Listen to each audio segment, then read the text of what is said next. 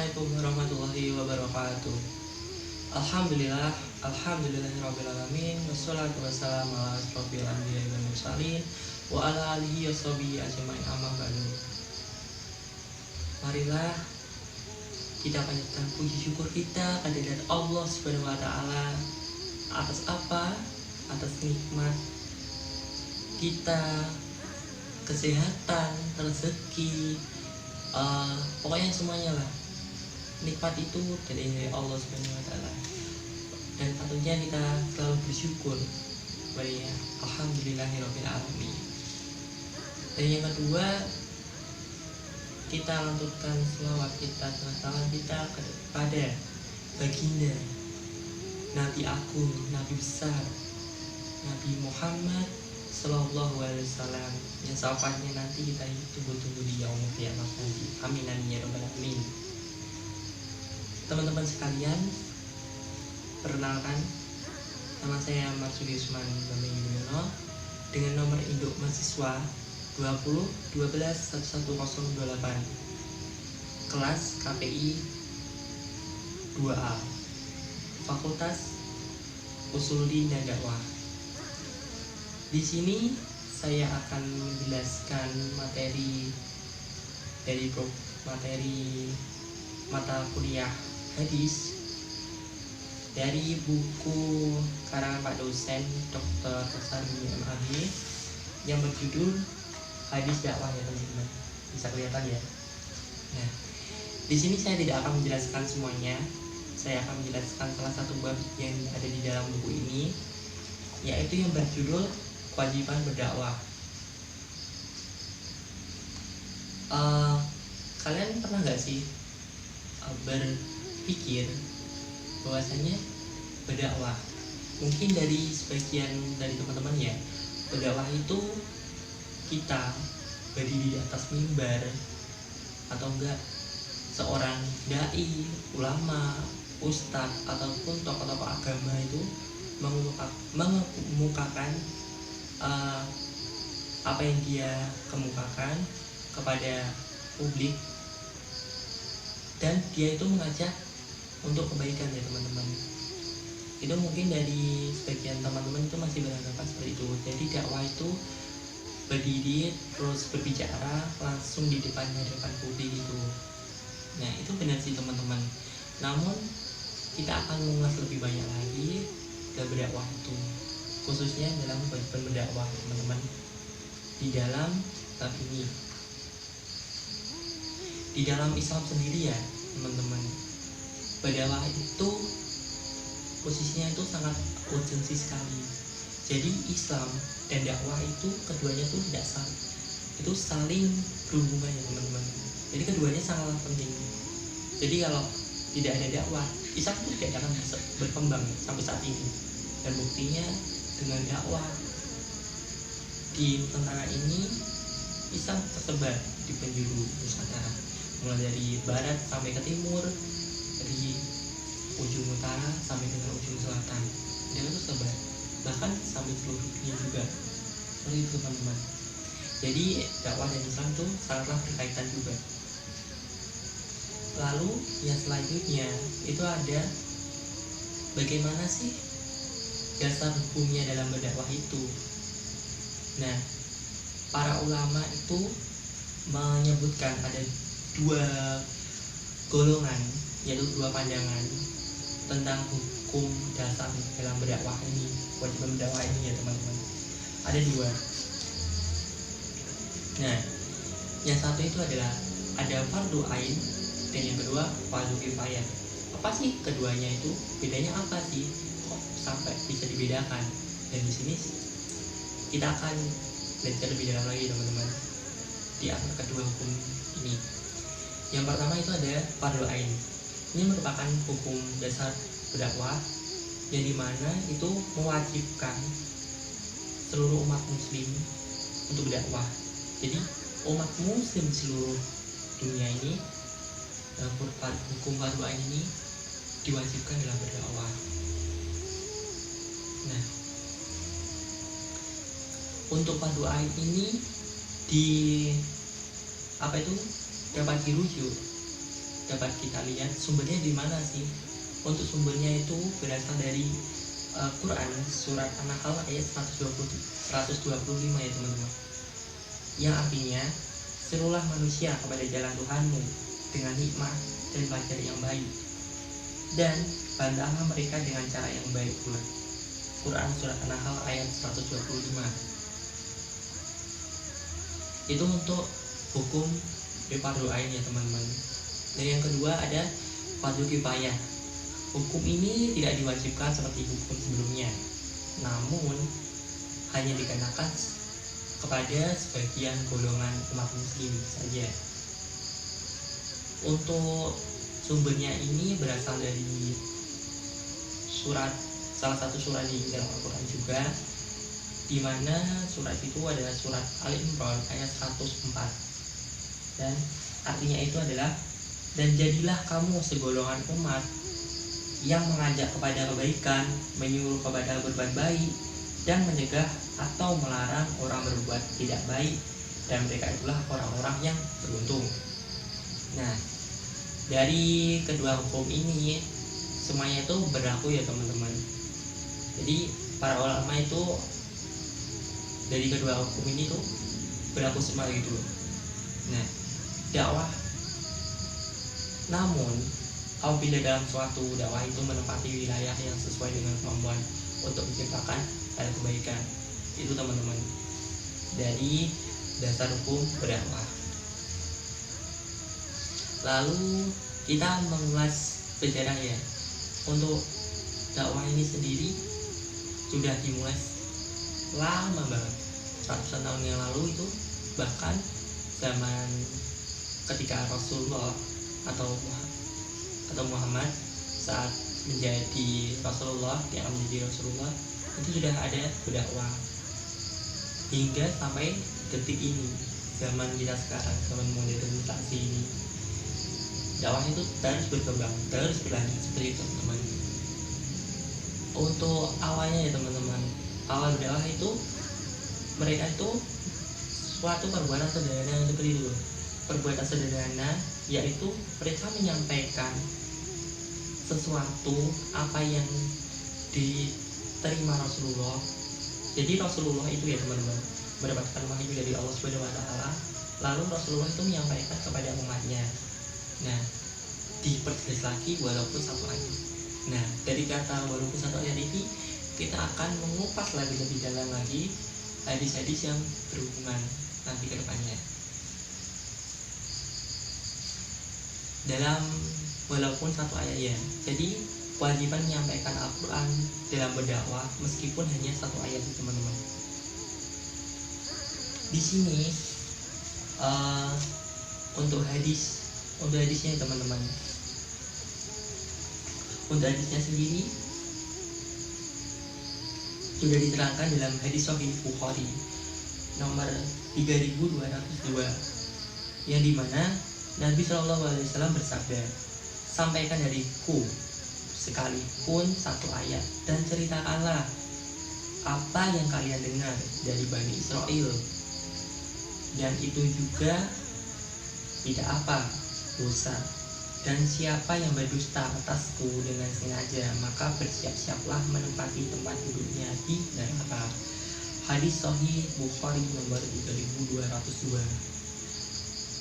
Dalam penjelasannya teman-teman, pesan ini adalah di dalam hadis tersebut dapat dimaknai, yaitu ketika sahabat diminta menyampaikan apa yang ia tangkap dari perbincangan atau kumpulan saat bersama Rasulullah, dan di mana sahabat tersebut menyampaikan kepada orang yang tidak hadir dalam satu kumpulan tersebut, atau juga menyampaikan kepada orang yang hadir namun dia tidak jelas, atau katakanlah ya atau ngantuk lah atau bagaimanapun saat itu dia tidak mengetahui. Nah, dia itu berkewajiban untuk memberitahu kepada yang lain meskipun hanya satu ayat, seperti itu. Hadis di atas juga menggambarkan bahwa info yang disebar itu bukan hanya dari Rasulullah, tapi Bani Israel juga ya teman-teman. Hadis ini sesungguhnya mengajarkan kita tentang pentingnya memberikan keseimbangan informasi. Mentang-mentang tidak suka dengan kelompok tertentu, maka dalil bantahan mereka disembunyikan. Itu tidak baik teman-teman. Nah, dalam hadis ini juga diajarkan dilarang berbohong atas nama Rasul. Jadi gini, misal kita menyampaikan apa yang disampaikan Rasul, misal sahabat itu menyampaikan apa yang disampaikan Rasulullah, dia itu tidak boleh menambah-nambahkan atau mengurangi sedikit pun. Jadi harus sesuai apa yang disampaikan Rasulullah, seperti itu. Dan juga dia tidak boleh mengada-ngada atau mengadi-ngadi ceritanya. Jadi melarang sendiri itu, walaupun kecil banget, itu tidak boleh. Nah, jikalau mereka sampai seperti itu, seperti yang dijelaskan dalam hadis tadi, dan siapa yang mendustakan atas namaku dengan sengaja, maka bersiap-siaplah menempati tempat duduknya di neraka. Seperti itu teman-teman. Itu hadis tentang kewajiban menyampaikan Al-Quran dalam berdakwah walaupun hanya satu ayat. Lanjut, yang selanjutnya kita membahas keutamaan mengajak kebaikan. Dalam keutamaan mengajak kebaikan ini ya teman-teman, ada sebuah hadis di mana hadis ini berasal dari hadis Muslim nomor 70 yang Rasulullah SAW bersabda, barang siapa di antara kamu melihat kemungkaran, hendaklah ia mencegah kemungkaran itu dengan tangannya. Jika tidak mampu, hendaklah mencegah dengan lisan. Dan jika tidak mampu juga, hendaklah ia mencegahnya dengan hatinya. Itulah selemah-lemahnya iman.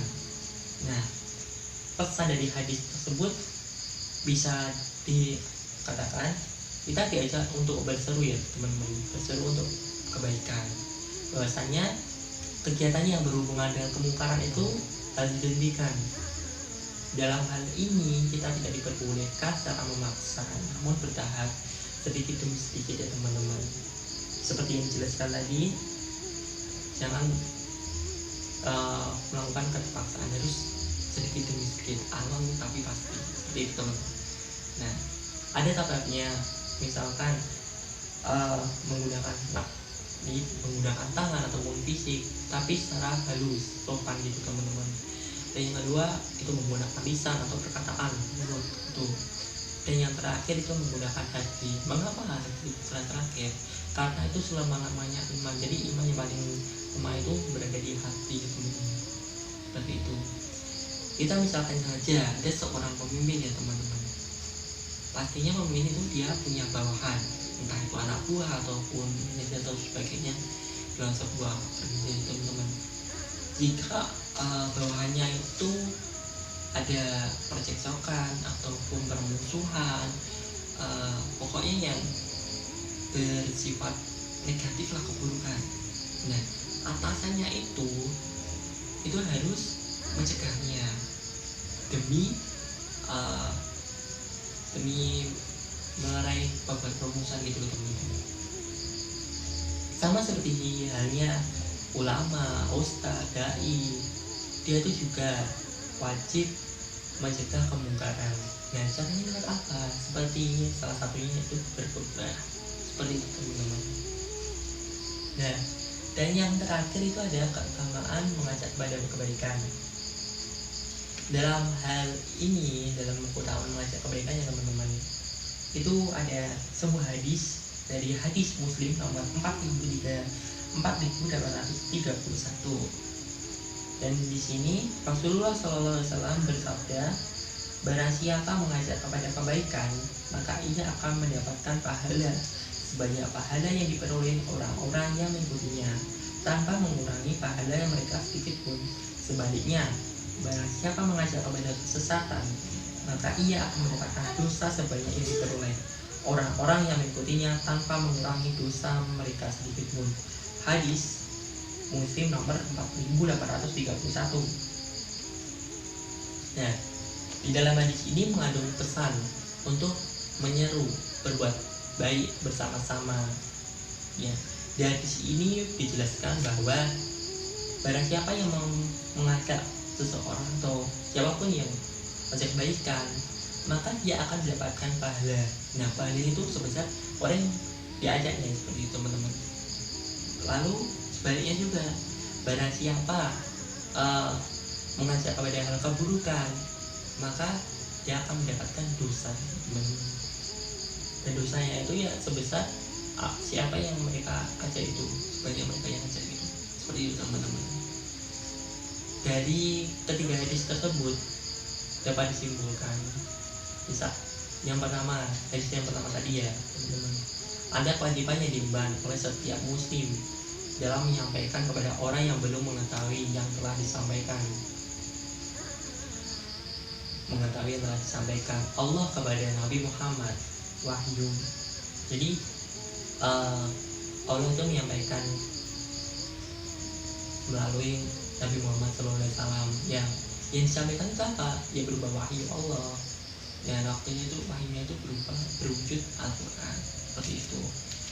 Nah, meskipun itu hanya satu ayat, jadi sebisa mungkin kita menyampaikan atau berkewajiban menyampaikan suatu kebaikan meskipun hanya satu ayat, seperti itu teman-teman. Lalu hadis yang kedua tadi dapat disimpulkan jika itu dinamakan dakwah ialah dengan menyuruh kebaikan, atau dalam bahasa Arabnya amal ma'ruf, dan mencegah dalam berbuat keburukan, nahi mungkar. Sebab kedua bagian ini, amar ma'ruf nahi mungkar ini sangatlah penting posisinya dalam Islam. Keduanya itu harus saling, ya sama seperti di Islam dengan dakwah. Kalau ini amar ma'ruf nahi mungkar ini tidak dapat dipisahkan antara satu sama lain. Katakanlah sudah jodohnya seperti itu, gitu. Lalu yang ketiga ini adalah yang intinya tadi ya teman-teman, jika kita menyeru kepada kebaikan, nah maka ia akan mendapatkan pahala, kita sendiri akan mendapatkan pahala ya teman-teman. Jika kita menyeru kepada kebaikan, maka sebaliknya juga kalau kita berbuat keburukan, maka keburukan itu menimpa kita. Seperti contoh ketika sunnah Nabi ya, sunnah Nabi itu ketika kita mengerjakannya akan mendapatkan pahala ya teman-teman. Tetapi jika tidak dikerjakan ya tidak apa-apa, tidak mendapatkan dosa juga tidak mendapatkan pahala. Namun ketika kita menyampaikan sunnah Nabi itu, meskipun kita kaitkan dengan hadis yang pertama itu, menyampaikan kebaikan walaupun dalam satu ayat, kita menyampaikan sedikit saja kepada orang lain, maka kita tersebut juga akan mendapatkan dua pahala sekaligus. Yang pertama, pahala dari sunnah Rasulullah itu sendiri, sunnah Nabi itu sendiri, dan yang kedua, pahala ketika kita mengajak orang-orang yang kita ajak tersebut. Seperti itu teman-teman. Nah, sekian dari penjelasan dari saya, yaitu tentang kewajiban berdakwah, yang pada intinya kita sebagai umat muslim tidak lepas dalam selalu mengingatkan dalam berbuat baik, meskipun itu kesannya sepele, mengingatkan hal kecil saja, namun itu akan berdampak besar untuk kedepannya, ataupun walaupun itu dampaknya belum dirasakan pada saat itu juga, namun dampak itu akan kayak bermanfaat atau muncul mungkin 1 minggu kemudian, 1 bulan kemudian, bahkan bertahun-tahun kemudian itu baru muncul manfaatnya. Seperti itu teman-teman. Sekian terima kasih. Apabila ada kesalahannya mohon dimaafkan. Bila taufiq wal hidayah, wassalamualaikum warahmatullahi wabarakatuh.